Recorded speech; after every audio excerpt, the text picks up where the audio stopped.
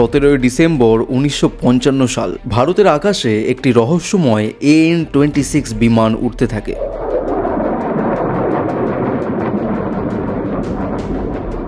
পরের দিন সকালে গ্রামের কিছু লোক মাঠে গিয়ে একটি চকচকে জিনিস লক্ষ্য করে। কাছে গিয়ে তারা দেখতে পায় একটি অদ্ভুত ধরনের রাইফেল, যা তারা আগে কখনো চোখেই দেখেনি। সবাই এই চিন্তাই করছিল যে এই রাইফেল এলো কিভাবে। তারই মধ্যে বেশ কিছু দূরে আরো 35টি রাইফেল খুঁজে পায় গ্রামবাসী। ঘটনার খবর ছড়িয়ে পড়তে পুলিশ এসে পৌঁছায়, আর পুরো গ্রাম জড়ো হয়ে যায় দেখার জন্য। পাশের একটি পুকুর থেকে বেশ কিছু হ্যান্ড গ্রানাইট উদ্ধার করা হয়। শুধু তাই নয়, আরো কিছু AK-47 রাইফেল ম্যাগাজিন আরো নানান ধরনের অ্যামিউনিশন পাওয়া যায়। এই ঘটনা আমাদের পশ্চিমবঙ্গের পুরুলিয়া জেলার, যেখানে যুদ্ধের সরঞ্জাম আকাশপথে সরবরাহ করা হয়েছিল। কিন্তু এই ঘটনার পেছনে কে বা কারা ছিল আর তাদের উদ্দেশ্যই বা কি ছিল, তা আজ পর্যন্ত শুধুই রহস্য। ইনভেস্টিগেশনে পুলিশের পাশাপাশি আর্মিও চলে আসে, আর খুঁজে পাওয়া যায় 100টারও বেশি গ্রানাইট, যেগুলো দিয়ে ট্যাঙ্কারকে উড়িয়ে দেওয়া যেত। 300-এর কাছাকাছি AK-47 রাইফেল, 16,000-এরও বেশি বন্দুকের ম্যাগাজিন, আর তার সাথে বেশ কিছু রকেট লঞ্চার। সঙ্গে 3টি বিশালাকার বাক্সও পাওয়া যায়, যা প্যারাশুটের সঙ্গে বাঁধা অবস্থায় ছিল। আর এই বাক্সগুলোকে ড্রপ করা হয়েছিল ঝালদা, খটাঙ্গা, বেলামু আর মরামু গ্রামে। পুরো দেশ জুড়ে খবর ছড়িয়ে পড়ে, আর সবার মনে একটাই প্রশ্ন: এতগুলো অস্ত্র জাহাজে করে কে বা কারা ফেললো এবং কেনই বা ফেললো?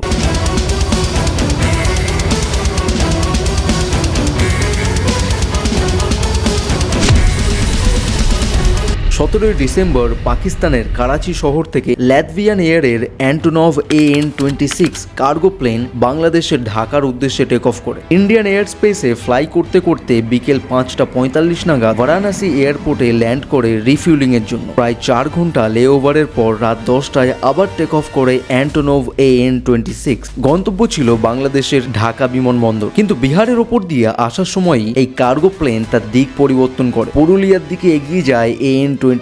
পুরুলিয়ার আকাশে এসে এই প্লেনটি খুবই অল্প উচ্চতায় উঠতে থাকে। গোটা পুরুলিয়া যখন ঘুমন্ত অবস্থায় ছিল, সেই কার্গো প্লেন থেকে 3টি বড় বাক্স প্যারাশুটের সাহায্যে ঝালদা, খটাঙ্গা, বেলামু আর মরামু গ্রামে ফেলে দেওয়া হয়। পুরুলিয়াতে এই এয়ার ড্রপ করার পরেই কার্গো প্লেন কলকাতার নেতাজি সুভাষচন্দ্র বোস এয়ারপোর্টে রিফিউল করে, আর তারপরেই ইন্ডিয়ান এয়ার স্পেস থেকে বেরিয়ে পৌঁছে যায় থাইল্যান্ডের ফুকেট শহরে। ইনভেস্টিগেশনে পুরনো ফ্লাইট রেকর্ড চেক করা হয়। জানা যায় অ্যান্টোনভ AN-26 কার্গো প্লেন পুরুলিয়ার ওপর দিয়ে গেছিল, ঠিক যেখানে বাক্সগুলো পাওয়া যায়। কিন্তু তখনও পর্যন্ত কোনো সলিড এভিডেন্স ছিল না যে এই অস্ত্রগুলো ঠিক কোন প্লেন থেকে ফেলা হয়েছিল। IB আর RNAW এর মতো ইন্টেলিজেন্স এজেন্সি পুরুলিয়াতে পৌঁছায়। চলতে থাকে সার্চ অপারেশন। তৎকালীন বাংলার মুখ্যমন্ত্রী জ্যোতি বসুও অভিযান শুরু করেন, কিন্তু কিছুই খুঁজে পাওয়া যায় না। প্রশ্ন উঠছিল বায়ুসেনার সুরক্ষা ব্যবস্থা নিয়ে। এমনটা নয় যে তখন আমাদের কাছে উন্নত মানের প্রযুক্তি ছিল না। এয়ার স্পেসে প্লেন ডিটেক্ট করার জন্য রেডার সিস্টেম ছিল আমাদের কাছে, কিন্তু কাকতালীয়ভাবে 17 ডিসেম্বর রাতে নাকি সব রেডারে মেইনটেনেন্সের কাজ হচ্ছিল। সেই রাতে AN-26 প্লেনের মধ্যে 8 জন উপস্থিত ছিল। কিম ডেভি, যে ডেনমার্কের সিটিজেন ছিল, British arm dealer Peter bleach, ভারতীয় মূলের সিঙ্গাপুর অধিবাসী দীপক মানিকান, আর 5 জন ল্যাটভিয়ান ক্রিউ মেম্বার। এই ঘটনার মাস্টার মাইন্ড ছিল কিম ডেভি, যার আসল নাম নিলস হল। থাইল্যান্ডে পৌঁছে কিম ডেভি সমাজ মাধ্যমে জানতে পারে অস্ত্র যেখানে ফেলার কথা ছিল সেখানে পড়েনি, আর ইন্ডিয়ান এজেন্সি সেটা তদন্ত করছে। কিন্তু এত কিছুর পরেও কিম ডেভি পাকিস্তানের করাচিতে ফেরার জন্য ইন্ডিয়ান এয়ার স্পেসকেই ব্যবহার করে। সেই সময় গোটা ভারত জুড়ে সেই প্লেনের তল্লাশি চলছে। তারপরেও তার বিশ্বাস ছিল যে সে ধরা পড়বে না।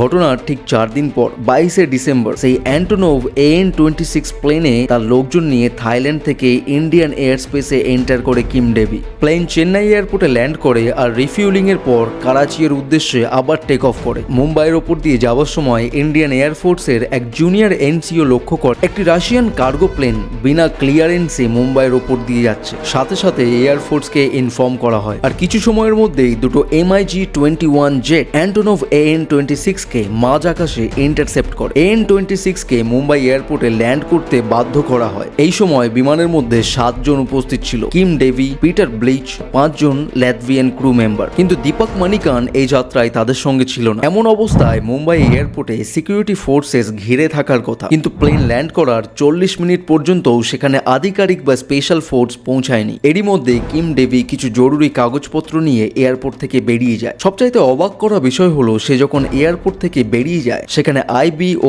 RNAWর আধিকারিকরা উপস্থিত ছিল। এয়ারপোর্টে সিকিউরিটি ব্রিচ করে একটা ছুঁচ বেরাতে পারে না, কিন্তু কিম ডেভি বেরিয়ে গেল আর এরপর বহু বছর তাকে খুঁজে পাওয়া যায়নি। সে বেরিয়ে যাওয়ার পরেই সিকিউরিটি ফোর্সেস প্লেনটিকে ঘিরে ফেলে। উপস্থিত থাকা 6 জনকে গ্রেফতার করা হয়। প্লেনের তল্লাশি করলে সেখানে পুরুলিয়ার আনন্দমার্গের হেডকোয়ার্টারের বেশ কিছু ফটোগ্রাফ পাওয়া যায়। এতক্ষণে পরিষ্কার হয়ে গেছিল প্যারাশুটের মাধ্যমে অস্ত্রের বাক্সগুলো এই অ্যান্টোনভ AN-26 থেকে ফেলা হয়েছিল, আর যেখানে ফেলা হয়েছিল সেখান থেকে আনন্দমার্গের হেডকোয়ার্টার খুবই কাছে ছিল। কিন্তু প্রশ্ন এখনো একটা, কেন? আর এই অপারেশনের প্ল্যানিং কে করেছিল? তদন্তে পিটার ব্লিচ জানায় সে বালগেরিয়া থেকে অস্ত্র বাংলাদেশে পাঠানোর জন্য ডিল পেয়েছিল। তাকে বলা হয়েছিল বাংলাদেশ সেনা এই অস্ত্র ব্যবহার করবে, কিন্তু সে সন্দেহ করেছিল এই অস্ত্র কোনো বেআইনি কাজে ব্যবহার করা হবে। তাই পিটার ব্লিচ সময় থাকতেই ইউকের ইন্টেলিজেন্স এজেন্সি MI5কে ইনফর্ম করেছিল। প্রশ্ন হচ্ছে, যদি বাংলাদেশ আর্মিকে এই অস্ত্র দেওয়ার ছিল তাহলে প্যারাশুটের সাথে এয়ার ড্রপ কেন করা হলো, তাও আবার ভারতের পুরুলিয়া জেলাতে? এটা আজও এক রহস্য। কিন্তু বেশ কিছু রিপোর্টসে জানা যায় এই অস্ত্র আসলে আনন্দমার্গ অর্গানাইজেশনের জন্য পাঠানো হয়েছিল। বহু বছর পরে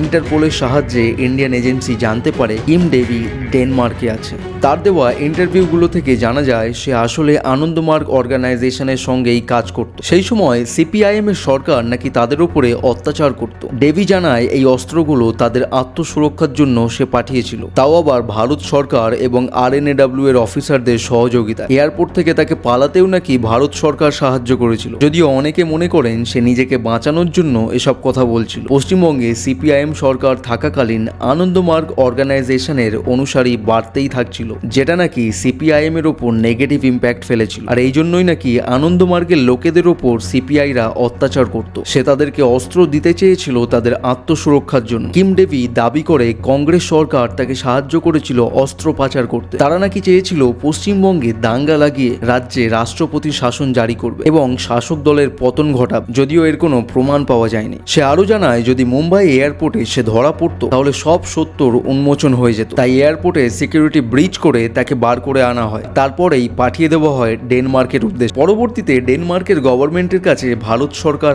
আবেদন জানালেও তাকে ভারতে পাঠায়নি ডেনমার্ক, কারণ তার সাথে নাকি ভারত সরকার অত্যাচার করবে। অন্যদিকে পিটার ব্লিচ আর বাকি 5 জন ল্যাটভিয়ান ক্রিউকে হাইকোর্ট যাবজ্জীবন কারাদণ্ড দিয়েছিল। কিন্তু 4 বছর পরেই 2004 সালে পিটার ব্লিচ ছাড়া পেয়ে যায়। তার সাজা মাফ করে দেওয়া হয়। কারণ হিসেবে জানানো হয়েছিল নাকি ইউকে থেকে অনেক প্রেশার আসছিল ভারত সরকারের উপর। একইভাবে বাকি 5 জনকেও ছেড়ে দেওয়া হয় রাশিয়ান প্রেসিডেন্ট ভ্লাদিমির পুতিনের অনুরোধে, আর পরবর্তীতে তারা রাশিয়ার নাগরিকত্ব নিয়ে নেয়। পুরুলিয়ার এই এয়ারড্রপের রহস্য আজ অব্দি সমাধান পায়নি। কে বা কারা এই এয়ারড্রপ করিয়েছিল, এর পেছনে তাদের উদ্দেশ্যই বা কি ছিল? কিম ডেভি কি তাহলে ঘটনার শুধুমাত্র একজন পেয়াদা? মূল মাস্টারমাইন্ড কি তাহলে অন্য কেউ?